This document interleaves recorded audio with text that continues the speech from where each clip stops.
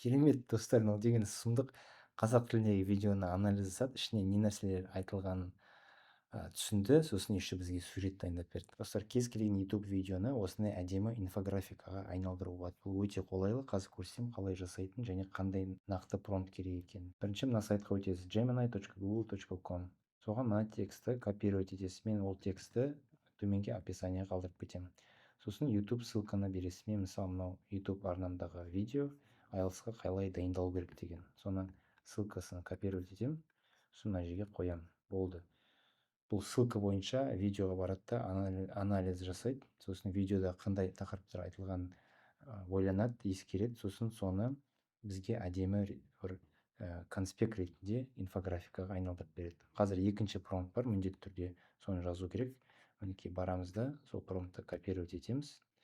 Сосын мына жерге саламыз, дайын тұрамыз. Қазір анализ жасап болғаннан кейін тек кнопканы басқанда бізге дайын сурет беретін болады. Все, анализ жасап болды. Шынымен де видеодағы айтылған нәрселерді жазды. Енді мына промптты қоямыз. Сол кезде менің айтылған сабағымды сіз 20 минут видеоны тыңдамай, просто мына суретке қарап, инфографика қарап, еске түсіресіз да, қайталауға өте жақсы, қолайлы. Кез келген нәрсені үйренгенде, бизнес болсын, сабақ болсын, университетте, менің ойымша бұл өте күшті бір функция. Мінекей сурет дайын, ашып көрейік.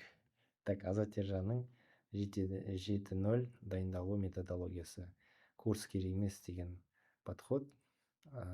Бірінші, мінекей ресми кітаптарда оқыңыз, басқа левый кітаптарды оқымаңыз.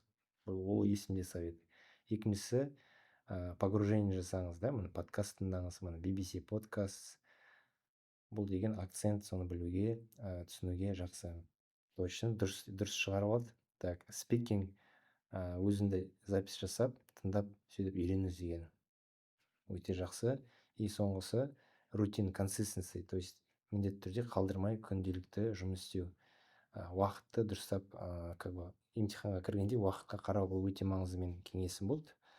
То есть систематически дайындық, стабильность бұл успехқа апарады деп мен кеңес бердім. Керемет достар, мынау деген сұмдық қазақ тіліндегі видеоны анализ жасады, ішіне не нәрселер айтылғанын түсінді, сосын еще бізге сурет дайындап берді. Бұл деген сұмдық достар, қандай керемет заманда өмір сүреміз.